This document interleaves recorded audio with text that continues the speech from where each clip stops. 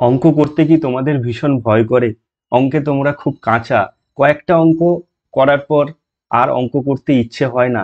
তাহলে কিন্তু তোমরা ঠিকঠাক ভিডিওতে কিন্তু ক্লিক করেছো। আমি তোমাদের নির্দিষ্ট ওয়েতে কিভাবে তোমাদের অঙ্কগুলো করতে হয় সমস্ত কিছু কিন্তু আমরা কোশ্চেন সহ আলোচনা করব। তো হ্যালো স্টুডেন্টস, ওয়েলকাম সবাইকে। আশা করি তোমরা সবাই ভালো আছো। এই ভিডিওতে আমি মাধ্যমিক 2025-এর যে প্রশ্ন বিচিত্রাটি বেরিয়েছে ভলিউম ওয়ানের, সেই ভলিউম ওয়ানের প্রথম পর্যায়ক্রমিক মূল্যায়নের স্কুল নাম্বার 7 নিয়ে আলোচনা করব। 1 নাম্বার এবং 2 নাম্বারের সমস্ত প্রশ্ন আজকে আমরা কিন্তু আলোচনা করব। তোমরা পেজ নাম্বার 103 নাম্বার পেজ খুলে অঙ্কগুলো দেখো এবং সেই অঙ্কগুলো কিন্তু আমি যথেষ্ট নির্দিষ্ট ওয়েতে আলোচনা করব। তো আজকে আমরা 1 নাম্বারের যে কোশ্চেনগুলো রয়েছে, এই 1 নাম্বার এবং 2 নাম্বারের যে প্রশ্নগুলো রয়েছে, সেই 1 নাম্বার 2 নাম্বারের প্রশ্নগুলো কেবলমাত্র আলোচনা করব। তো ভিডিওটি বলছি স্কিপ করো না, শেষ পর্যন্ত দেখো, অবশ্যই তোমাদের ভালো লাগবে। তো সেটা আমি তোমাদের গ্যারান্টি দিয়ে বলতে পারি। এবং আজকের পর থেকে তোমরা কিন্তু অঙ্কে কিছুটা হলেও তোমাদের ইন্টারেস্ট আসবে কিভাবে অঙ্কগুলো করা হয়। শুধুমাত্র অ্যান্সার মুখস্থ করে টিক চিহ্ন দিয়ে মাল্টিপল চয়েস কোশ্চেনের মাধ্যমে কিন্তু ভালো রেজাল্ট করা যাবে না। তাই বলছি, সঙ্গে থাকো, শেষ পর্যন্ত দেখো। বেশি সময় নষ্ট না করে শুরু করব আজকের প্রথম প্রশ্ন। বলেছে দেখো, বার্ষিক 10% সরল সুদের হারে এ টাকায় বি মাসের এ টাকার বি মাসের সুদ কত বলেছে। সুদ মানে এখানে বোঝাতে চাইছে যেহেতু সরল সুদের হার দিয়েছে, তার মানে একটা কথাই বলবো আমি, যে সরল সুদ দেওয়া থাকলে অবশ্যই যে সুদটা বের করতে বলছে সেটা কিন্তু সরল সুদই বের করতে বলেছে। দেখো, সরল সুদের হার আমাদের কত বলেছে? 10%। আমরা সিম্পল ইন্টারেস্ট কি জানি? সরল সুদ সেটা জানি কি? P/T/100 টাকা। এটাই হচ্ছে কি আমাদের সরল সুদের সূত্র। ওকে, তাহলে সরল সুদের সূত্রে এই পি মানে হচ্ছে আসল, আর মানে হচ্ছে সরল সুদের হার, টি মানে হচ্ছে কত সময় পরে সুদটা সে দিবে কি নিবে। ওকে, দেখো এখানে যে জিনিসগুলো বলেছে, এখানে কি কি বলে দিয়েছে, খুব ইজি অঙ্ক আছে। 10% সরল সুদের হার বলে দিয়েছে, তাহলে সরল সুদের হারকে আর ধরবো আমি। আর সমান কত বলে দিয়েছে? 10%। ওকে, এ টাকার, নিশ্চয়ই আমাকে আসল বলে দিয়েছে কত? এ টাকা। আর সময় বলে দিয়েছে আমাদের, যেটাকে আমরা ধরবো টি, এটা বলে দিয়েছে বি মাস। ওকে, খুব ইজি। ওকে, নেক্সট যেটা আসবো কি আমি, যে তোমরা যখন সরল সুদ পড়েছিলে এই টিটা কিন্তু দেখবে তোমাদের বছরে বার্ষিক হিসেব করা হতো। তার মানে এখানে যে দেওয়া রয়েছে বি মাস, এই মাসটাকে আমি কিন্তু বছরে করব। মাস থেকে বছরে করতে হলে 12 দিয়ে প্রথম কি করে দিব আমি, ভাগ করে মাসকে বছরে নিয়ে আসব। তোমরা যখন অঙ্কগুলো করবে, মাস দেওয়া থাকলে সব সময় কি করবে, ওটাকে বছরে নিয়ে আসবে। এর কারণটা কি? কারণ দেখো, আমাকে যে আরটা বলে দিয়েছে না, কি বলে দিয়েছে? বার্ষিক এত% সরল সুদের হার। নিশ্চয়ই তুমি মাসে বের করবে না, এই সরল সূত্রে যেটা তোমাকে দেওয়া হবে বা তুমি নিবে, সেটা নিশ্চয়ই বছরে নিবে। তাই আমি অবশ্যই এই টিকে কি করব, প্রথমে বছরে বের করব। এবারে কি করব, আমি সিম্পল ইন্টারেস্ট বের করব, যেটা আমাকে অ্যান্সারে চেয়েছে। তাহলে সরল সুদ কি? P/T/100। পি মানে কত এখানে দেওয়া রয়েছে? পি মানে রয়েছে এ টাকা, তাহলে এ ইন্টু আর কত? 10, টি কত? বি বাই এক, বি/12 ডিভাইডেড বাই কত, আমার সূত্রে যেমন আছে ছিল 100, তাহলে P/T/100। এটা কি হবে আমাদের? টাকা হয়ে যাবে। ওকে, দেখো 10 10 100, পড়ে থাকবে কত আমাদের? A B, A B by 12 10 120। তাহলে আমাদের যে সিম্পল ইন্টারেস্ট বেরোলো, সেই সিম্পল ইন্টারেস্ট কিন্তু এ বি বাই 120 হবে। তাহলে অ্যান্সার দেখো অপশন বি হবে এখানে সঠিক উত্তর। ওকে, নেক্সট কোশ্চেনে যাব আমরা। নেক্সট কোশ্চেন কি বলেছে দেখো, বলছে ত্রৈরাশিক পর্বের চক্রবৃদ্ধি সুদের ক্ষেত্রে চক্রবৃদ্ধি সুদ এবং সরল সুদ সমান হবে কখন? মানে কত সময় পরে যদি আমি ত্রৈরাশিক ভাবে টাকা রাখি চক্রবৃদ্ধি সুদের হারে, তাহলে কখন চক্রবৃদ্ধি সুদ এবং সরল সুদ সমান হবে। ওকে, তোমরা একটা জিনিস পড়েছিলে যে যদি একটা পি টাকা আমি আর% চক্রবৃদ্ধি সুদের হারে কোথাও 1 বছরের জন্য রাখি, কত বছরের জন্য রাখি, 1 বছরের জন্য রাখি, তখন এর যে কম্পাউন্ড ইন্টারেস্ট মানে চক্রবৃদ্ধি সুদ যেটা হবে, এই এই পি টাকা আর% সরল সুদের হারে যদি 1 বছর রাখি, সেখানে কি আসবে, সিম্পল ইন্টারেস্ট যেটা হবে, এটা 1 বছর পরে কিন্তু এটা কি হবে, সমান হবে। সিম্পল ইন্টারেস্ট, কম্পাউন্ড ইন্টারেস্ট, চক্রবৃদ্ধি সুদ এবং সরল সুদ দুটো কি হবে, সমান হয়। কত বছর যদি আমি রাখি, 1 বছর পরে, কারণ এগুলো হচ্ছে আমাদের বার্ষিক আমি টাকাটা যদি আমি জমা রাখি। ওকে, কত বছর, বার্ষিক যদি টাকাটা জমা রাখি। কিন্তু এখানে বলেছে দেখো ত্রৈরাশিক পর্বে, ত্রৈরাশিক পর্ব মানেটা কি, ত্রৈরাশিক মানে হচ্ছে আমি 3 মাস অন্তর দিব, ঠিক আছে, 3 মাস অন্তর। 3 মাস অন্তর যদি দাও তাহলে বছরে সে কতবার দিবে, নিশ্চয়ই 4 বার দিবে, ঠিক আছে। তাহলে দেখো প্রথম যে তার যে টাকাটা, যে সুদ এবং সরল সুদ এবং চক্রবৃদ্ধি সুদ হবে, সেটা কিন্তু প্রথম 3 মাসে কিন্তু কি হবে, সমান হবে দুটো। বাকি এর পরে কি হবে, চক্রবৃদ্ধি সুদের সঙ্গে আহ যে তোমার সমূল চক্রবৃদ্ধিটা বেরোবে, সেটার উপরে আবার কি হবে, সুদ লাগবে, কিন্তু সরল সুদের ক্ষেত্রে সেটা হয় না। তাই প্রথম যত মাস পরে দিবে, সেই প্রথম তত মাস কিন্তু দুটো সমান থাকবে। তারপর থেকে কিন্তু চক্রবৃদ্ধি সুদ ধীরে ধীরে বাড়বে, সরল সুদ কিন্তু কি হবে, সেই অনুপাতে বাড়বে না, মানে তার থেকে কম হবে।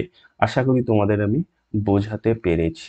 নেক্সট কোশ্চেনে যাব আমি, তাহলে অ্যান্সার হবে কি আমাদের 3 মাস, ত্রৈরাশিক বলেছে। ওকে, নেক্সট কোশ্চেন যাব আমরা। দেখো 3-এর দাগ কি বলেছে, বলছে এ ও বি এর আয়ের অনুপাত 3:2 এবং তাদের ব্যয়ের অনুপাত বলে দিছে 5:3। যদি তাদের প্রত্যেকে 1,000 টাকা সঞ্চয় করে, তার মানে তবে এ এর আয় কত হবে, ঠিক আছে। তাহলে দেখো সঞ্চয় মানে কি, সঞ্চয় মানে কি, সঞ্চয় মানে কি, সঞ্চয় মানে কি, মানে হচ্ছে আয় মাইনাস ব্যয়, ঠিক। তাহলে আয় মাইনাস ব্যয় করলেই তবে গিয়ে কি আমাদের সঞ্চয় হবে। যে টাকা আয় করব, ব্যয়টা যদি মাইনাস করে দিই, সেই টাকাটা জমা থাকবে। তার মানে এখান থেকে একটা জিনিস আমি বুঝতে পারছি, দেখো আয়ের অনুপাত আমাকে বলে দিচ্ছে 3:2, এ এবং বি এর আয়ের অনুপাত। তার মানে এ এর আয়, এ এর আয়, এ এর আয় যদি আমি ধরে নিই 3x টাকা, 3x টাকা, বি এর আয় কত হবে, 2x টাকা, ইয়েস অর নো। ওকে, আবার ব্যয় যে বলে দিয়েছে, এ এর ব্যয়, এ এর ব্যয়, এ এর ব্যয় যদি ধরে নিই আমি 5y টাকা, 5y টাকা, তাহলে বি এর ব্যয় কত হবে আমাদের, 3y টাকা, yes or no, yes or no. তার মানে একটা জিনিস এখান থেকে আমি পাচ্ছি, দেখো এ এর সঞ্চয় কত হবে, আয় মাইনাস ব্যয় করলে এ এর সঞ্চয় হবে।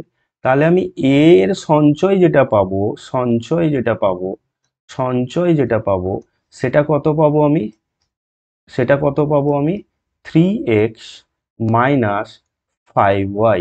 কত সঞ্চয় করবে প্রত্যেকে, 100 টাকা, 1,000 টাকা করে সঞ্চয় করবে, লিখে দিব আমি 1,000। একই রকম ভাবে, একই রকম ভাবে বি এর সঞ্চয় কত হবে বলো, বি এর সঞ্চয় হবে, বি এর সঞ্চয় হবে কত হবে, বি এর সঞ্চয় হবে 2x মাইনাস 3y, কারণ আয় থেকে ব্যয় মাইনাস করব, 2x মাইনাস 3y কত টাকা, 1,000 টাকা। আশা করি তোমরা বুঝতে পেরেছো। এরপরে অঙ্ক কিন্তু আর কিছু নেই। দেখো এটাকে আমি কি করব, 1 নাম্বার ধরবো, এটাকে আমি কি করব, 2 নাম্বার সমীকরণ ধরবো। ওকে, এবার এইখান থেকে আমাকে কি চেয়েছে, এ এর আয় চেয়েছে, ইয়েস অর নো, কি চেয়েছে, এ এর আয় চেয়েছে। তাহলে আয় মানে কি, আমি যদি এক্স এর মানটা বের করে নিই, দিলে আমি কি পাবো, আয় পেয়ে যাব। তার মানে আমি এখানে কি করব, ওয়াইটাকে কাটাবো, দিলে আমি কি পাবো, এক্স এর মান পেয়ে যাব।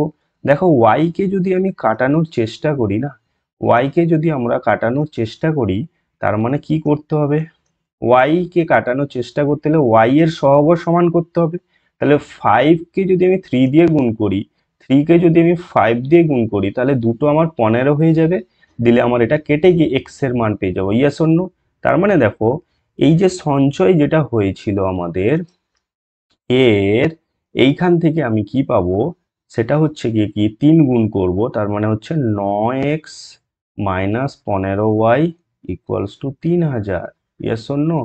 সবগুলোতে গুণ করব 3। একই রকম হবে এখানে আমি কি করব, 5 গুণ করব, 5 গুণ করে পাবো কত, 10x minus 15y equals to 5000 rupees. Okay, এটাকে মাইনাসকে প্লাস করব, প্লাসকে মাইনাস করব, এটা কি করব আমি কেটে দিব, পাবো কত এখানে minus minus minus x, 9x minus 10x minus x, আর এটা মাইনাস করলে কত হবে, 3000 মাইনাস 5 হচ্ছে মাইনাস 2000 টাকা। তাহলে কেটে দাও এখানে এক্স, তাহলে এক্স পাচ্ছি আমি কত, 2000। এক্স যদি 2000 হয়, বলো আমাকে, চেয়েছে কি আমাকে এ এর আয়, তাহলে এ এর আয়টা কত হবে, 3 ইন্টু 2000। Yes or no? তাহলে এই টাকাটা হবে আমাদের এ এর আয়, মানে হচ্ছে 6000 রুপিস। ওকে, তাহলে অপশান কত হবে, আমাদের অ্যান্সার কত হবে এখানে, অ্যান্সার হবে আমাদের অপশান ডি, 6000 টাকা। দেখো, তোমাদের কত তোমরা কোশ্চেনের অ্যান্সার মুখস্থ করবে, তাই না? এইভাবে তোমাদের কিন্তু অ্যাকচুয়াল প্রসেস অনুযায়ী অঙ্কগুলো করতে হবে, বুঝে করো, প্রত্যেকটা প্রশ্ন করো। তোমরা যদি আমার ভিডিওগুলো রেগুলার ফলো করো, কোশ্চেন অ্যান্সার আটকানো অসম্ভব ব্যাপার তোমাদের, ঠিক আছে? আমি তোমাদের এটা চ্যালেঞ্জ দিয়ে বলতে পারি, যদি মন দিয়ে ভিডিওগুলো রেগুলারিটি মেনটেন করে দেখো তো, ঠিক আছে? তো এটা আমি তোমাদের চ্যালেঞ্জ করে বলতে পারি। তো এই হচ্ছে তোমাদের, দেখো 6000 পাওয়ার জন্য কিরকম আমি অঙ্কগুলো করলাম, এইভাবে তোমাদের প্রসেসের মাধ্যমে কিন্তু করতে হবে প্রত্যেক দিলে, দেখবে ইন্টারেস্ট আসবে। ওকে, নতুন অঙ্ক করতে তোমাদের ইন্টারেস্ট আসবে। তো এই জিনিসটা আমি তোমাদের কিন্তু নিয়ে আসার চেষ্টা করব, যদি তোমরা চ্যানেলটাকে ফলো করো তো। নেক্সট কোশ্চেন দেখো কি বলেছে, বলেছে আইভি, বলছে root cube root of 8 into √3 - 1 এর হোল কিউবের মান নির্ণয় করতে বলেছে। এটার আগে আমি বলবো কি, তোমাকে যদি বলি রুট ওভার এ, এ মানে কি, এখানে রুট এ মানে হচ্ছে root a to the power half, cube root of a মানে কি, a to the power 1/3, fourth root of a মানে কি, এ টু দা পাওয়ার 1/4। তো তাহলে এইখান থেকে দেখো আমি কি পাবো, 8 into √3 - 1 whole cube to the power 1/3 লিখতে পারি, কারণ এটা কি রয়েছে, কিউব রুট অফ রয়েছে। Yes or no? আচ্ছা, 8 কে লিখতে পারি আমি কত, 2। ওকে, আচ্ছা 2 ইন্টু √3 - 1 এর এটাকে লিখতে পারি না এইভাবে, হোল কিউব, ঠিক আছে?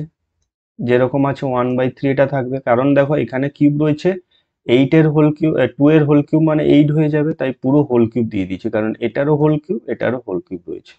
এটার মানে কি বোঝাতে চাইছে, দেখো 2 ইন্টু √3 - 1 টু দা পাওয়ার 3, কি হয়ে যায় সূচকের নিয়ম অনুসারে, এই দুটো কি হয়ে যাবে, গুণ হয়ে যাবে, তাহলে 3 ইন্টু 1/3, 3 3 কেটে যাবে, পড়ে থাকবে কত, 2 ইন্টু √3 - 1, এটা হবে আমাদের কি অ্যান্সার। ওকে, তাহলে 2 ইন্টু √3 - 1 হবে অ্যাকচুয়াল আমাদের অ্যান্সার। কিন্তু এখানে অপশানগুলো দেখো, অপশানগুলো কিন্তু মধ্যে কোনোগুলো কিন্তু নেই, তাহলে অ্যান্সার হবে অপশান ডি, কোনোটি নয়।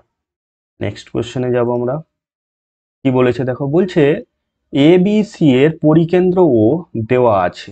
আচ্ছা, তাহলে আমি এ বি সি একটা কি নিলাম, দেখো এ বি সি ত্রিভুজ নিয়েছি, এই ত্রিভুজের পরিকেন্দ্র ও দিয়ে দিয়েছে আমাকে। বলছে বিএসি সমান 85 ডিগ্রি যদি হয়, কত কি বলেছে, বিএসি 85 ডিগ্রি, বিএসি 85 ডিগ্রি মানে হচ্ছে বিএসি, এই মানটা আমাকে বলে দিচ্ছে কত, 85 ডিগ্রি। বিসিএ 55 ডিগ্রি, বিসিএ এইটা বলে দিয়েছে আমাদের কত, 55 ডিগ্রি। বলছে ও এ সি এর মান কত, O A C, O A C, O A C, তাহলে এটা হচ্ছে আমাদের ও এ যোগ করব এই যে মানটা, এটা আমাকে কত বের করতে বলেছে, কোন মানটা, ও এ সির মানটা বের করতে বলেছে। আমি কি করব, এইটাকে আপাতত যোগ করে দিই, ঠিক আছে? এই মানটা আমাকে বলে দিয়েছে ভালো করে শুনবে অঙ্কটা, এটা ও বলে দিয়েছে, কি বলে দিয়েছে, ও বলে দিয়েছে। ওকে, আচ্ছা দেখো আমার একটা জিনিস এখানে, এইটা কত, 85 পুরোটা, এটা কত, 55, এটা 55, তাহলে এই বি কোণটা কত হবে, এই বি কোণটা কত হবে, এই বি কোণটা কত হবে, নিশ্চয়ই 180 ডিগ্রি মাইনাস 85 প্লাস 55, কারণ ত্রিভুজের তিনটি কোণের সমষ্টি কত, 180 ডিগ্রি, তাহলে এই দুটো যোগ করে 180 থেকে মাইনাস করলে পাবো কোনটা, এটা, এটা পাচ্ছি কত, 180 ডিগ্রি মাইনাস 8×13, 140 ডিগ্রি, মানে পাচ্ছি কত আমি এটা, 40 ডিগ্রি। ওকে, আচ্ছা এটা 40, আমাকে চেয়েছে কিন্তু বি, ও এসি, ও এসি এই কোণটা আমাকে চেয়েছে। এবারে একটা জিনিস ভাবো, ভালো করে লক্ষ্য করলে দেখতে পাবে, এইটা যদি 40 ডিগ্রি হয়, কি বললাম, এটা যদি 40 ডিগ্রি হয়, এই কোণটা কত হবে, এই কোণটা কত হবে, 80 ডিগ্রি, ইয়েস অর নো, এই কোণটা কত হবে, 80 ডিগ্রি। ত্রিভুজটা বুঝতে পারছো তো তোমরা, আবার দেখে এইটা, এই দেখো ত্রিভুজটা আমি একবার আমি এই করে দিলাম, ব্যাস এটা ত্রিভুজ। তাহলে এটা কত হবে আমাদের, 80 ডিগ্রি। কেন, কারণ এই এসি বৃত্তচাপের উপর, এটা হচ্ছে কি কেন্দ্রস্থ কোণ, এটা হচ্ছে বৃত্তস্থ কোণ, বৃত্তস্থ কোণের দ্বিগুণ হবে, কারণ বৃত্তস্থ কোণ কত আছে, 40 আছে। এবারে দেখো এ ও সি, এই যে ত্রিভুজটা বেরিয়েছে, কি ত্রিভুজ লিখবো আমি এখানে, এ ও সি, এই যে ত্রিভুজটা, এটা কি ত্রিভুজ বলো দেখি, এটা হচ্ছে সমদ্বিবাহু ত্রিভুজ, সমদ্বিবাহু ত্রিভুজ। কেন, কারণ একই বৃত্তের দেখো ব্যাসার্ধ রয়েছে এখানে, এইটা, এটা, এটা হচ্ছে দুটো বাহু সমান। তাহলে এটা যদি 80 ডিগ্রি হয়, এটা যদি 80 ডিগ্রি হয়, এই দুটো কোণ নিশ্চয়ই কি হবে, সমান হবে, এই দুটো কোণ সমান, কারণ এই দুটো বাহু সমান মানে কি এর বিপরীত কোণ সমান। তাহলে 80 যদি হয়, এই দুটো কোণের যোগফল কত হবে, 100 ডিগ্রি হবে, তিনটা কোণের যোগফল 180, 80 হলে এই দুটো কোণের যোগফল কত হবে, 100 ডিগ্রি হবে। তাহলে এই দুটো কোণ আবার পরস্পর সমান, তার মানে এক একটা কত ডিগ্রি করে হবে, নিশ্চয়ই 50 ডিগ্রি করে হবে।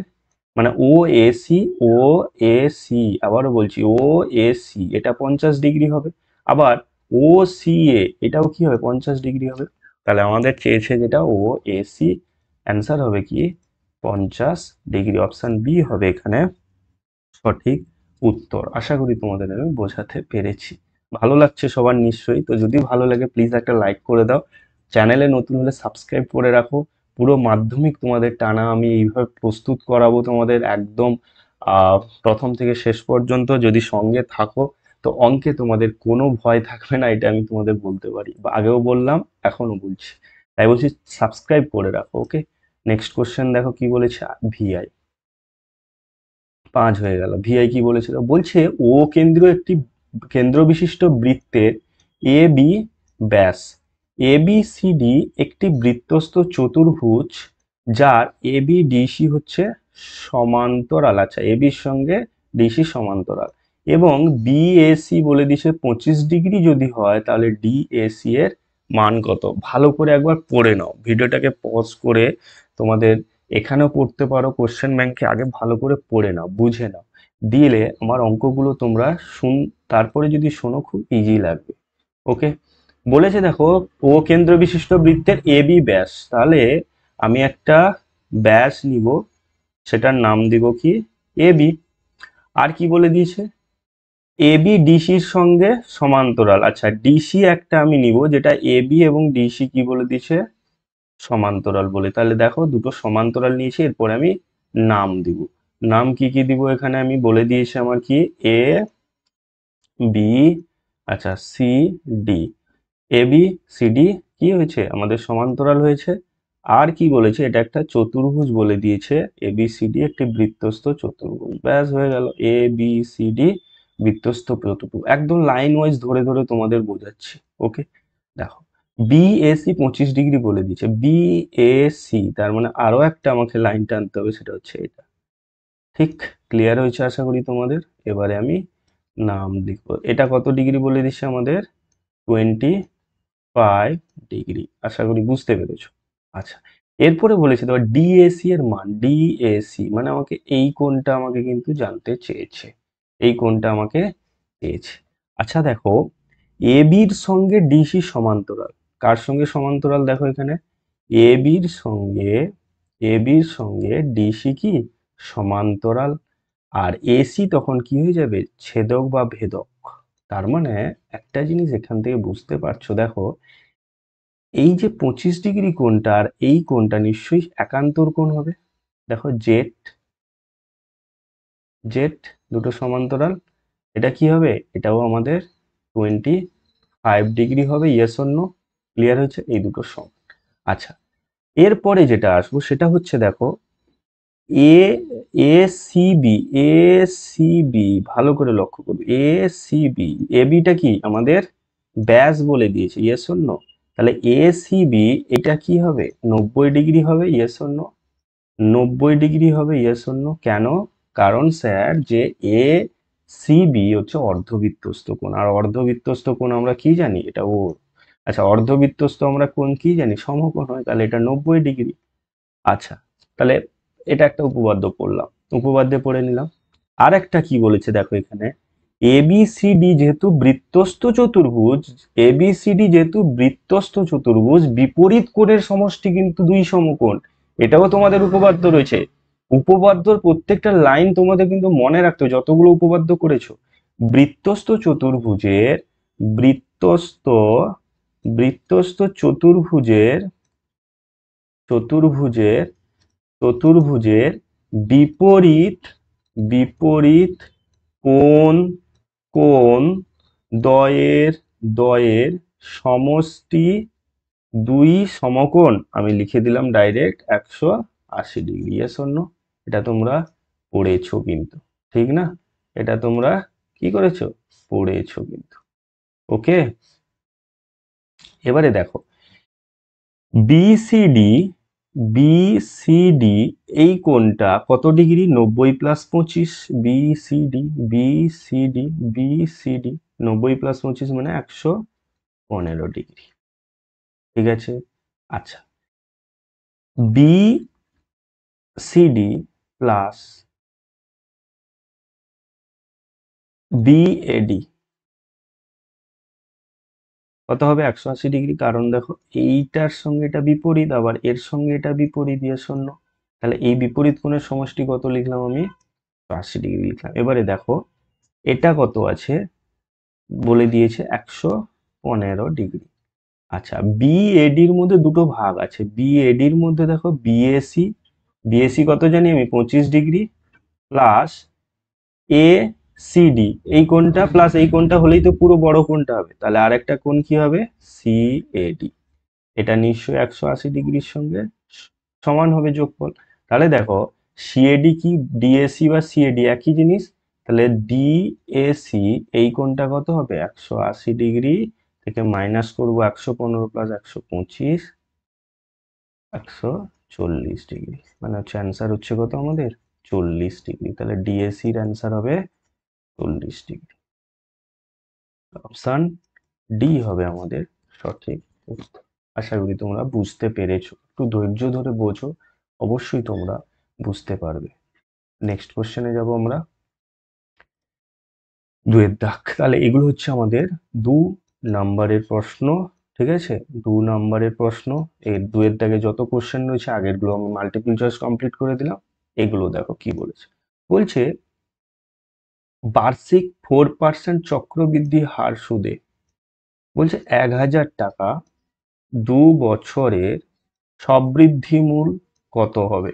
সবৃদ্ধি মূল মানেটা কি, সবৃদ্ধি মূল মানে হচ্ছে সমূল সমূল চক্রবৃদ্ধি। Yes or no? সমূল চক্রবৃদ্ধি।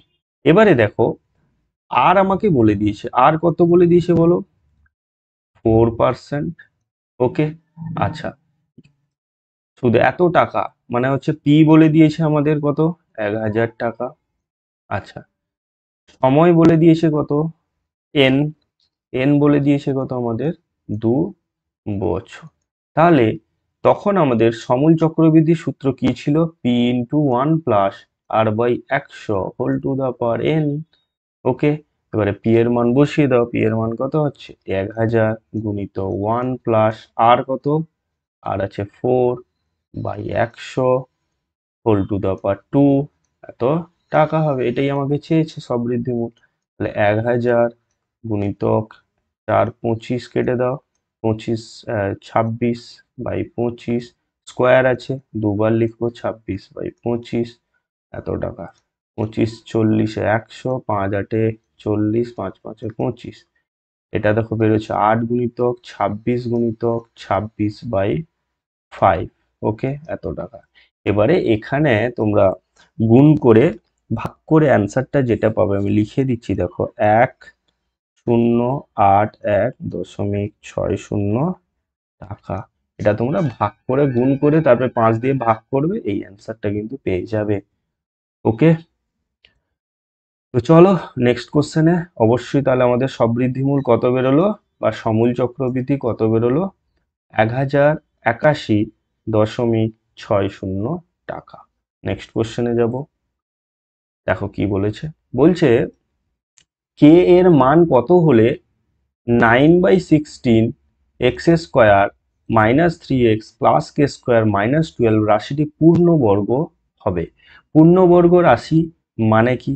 পূর্ণবর্গ রাশি মানে হচ্ছে যেরকম 4, ঠিক না? 4 কার 2 এর হোল স্কোয়ার, তার মানে এটা একটা কি পূর্ণবর্গ রাশি।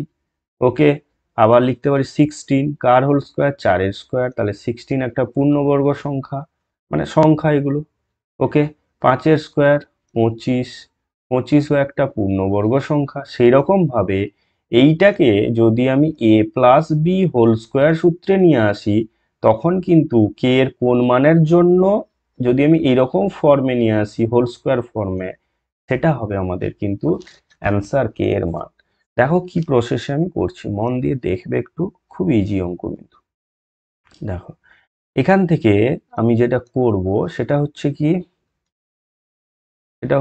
দেখো 9/16 x square minus 3x plus k square minus 12, ঠিক এটা আছে। এখান থেকে যেটা করব, এটাকে কিভাবে লিখতে পারি বলো?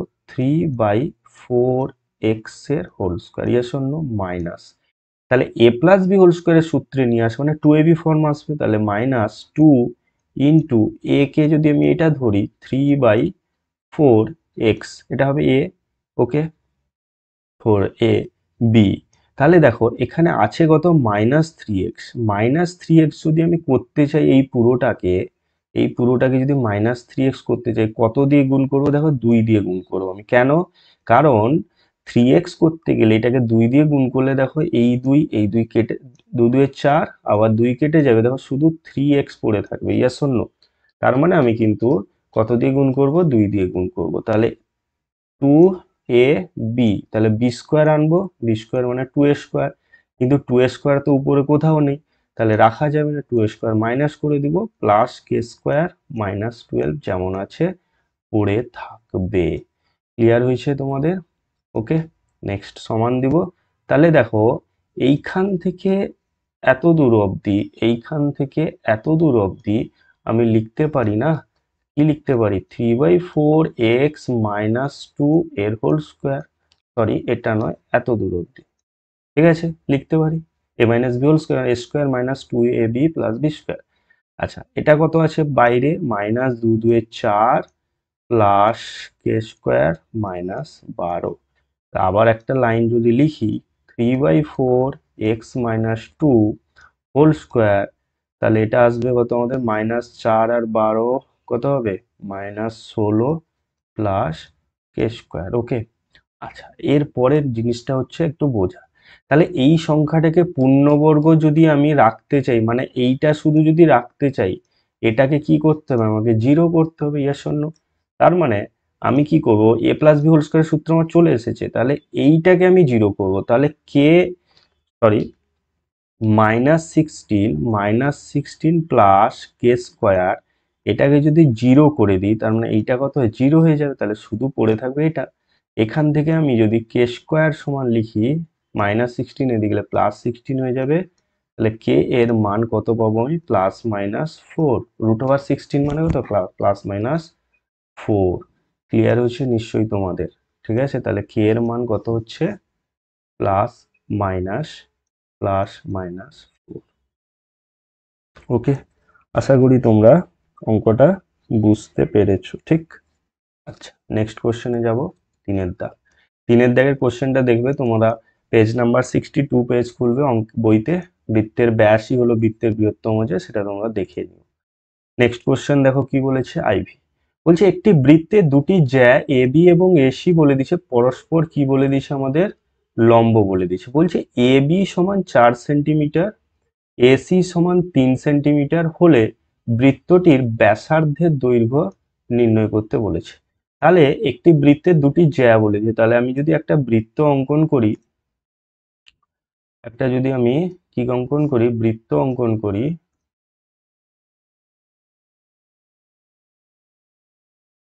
এখানে একটা বৃত্ত অঙ্কন করব, কেন্দ্র ধরে নিব আমি। আহ এটা ধরো আমি কেন্দ্র ধরে নিব। কি বলেছে দেখো, বলেছে বৃত্তের দুটি জ্যা এ বি এসি পরস্পর স্পর্শ আছে। এটা একটা আমি, সরি, এটা একটা আমি জ্যা ধরলাম, আর এর সঙ্গে লম্ব আর একটা জ্যা ধরলাম। এবারে নাম দিব আমি, দেখো। আচ্ছা, এ বিটা 4 বলেছে, মানে এটাকে আমি 4 ধরবো। আচ্ছা, এ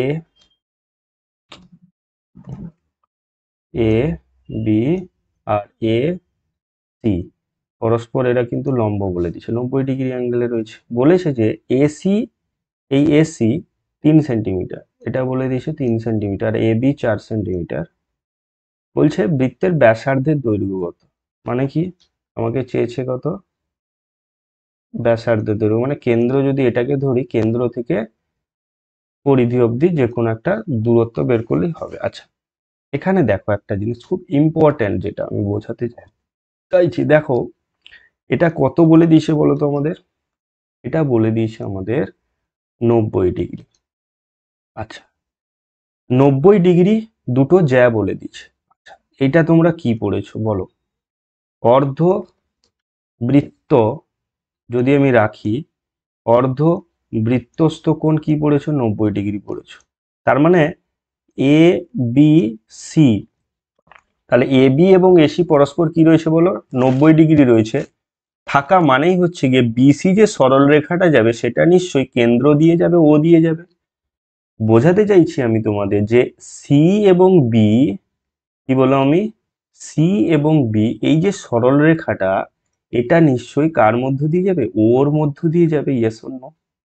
ওকে, যেহেতু আমাদের কি বলে দিয়েছে, বিএসি কি কি 90 ডিগ্রি, ঠিক, বিএসি 90 ডিগ্রি, কারণ পরস্পর লম্ব বলে দিছে। তার মানে কি লিখবো আমি এখানে দেখো, যেহেতু, দেখো, আচ্ছা প্রথমে লিখবে কি, এ বি সমান 4 সেন্টিমিটার আর এসি সমান 3 সেন্টিমিটার। যেহেতু এ বি, যেহেতু এ বি বা বি এ লম্ব, লম্ব এসি, অতএব বি এসি, কোণ বিএসি কত হবে, 90 ডিগ্রি। কোণ বিএসি 90 ডিগ্রি। এরপরে লিখতে পারি আমি অতএব দিয়ে যে সি বি, সিবি হলো, সিবি হলো বৃত্তের, বৃত্তের ব্যাস, ব্যাস, কারণ, বা এখানে লিখবে যেহেতু, যেহেতু অর্ধ, অর্ধ বৃত্তস্থ কোণ সমকোণ।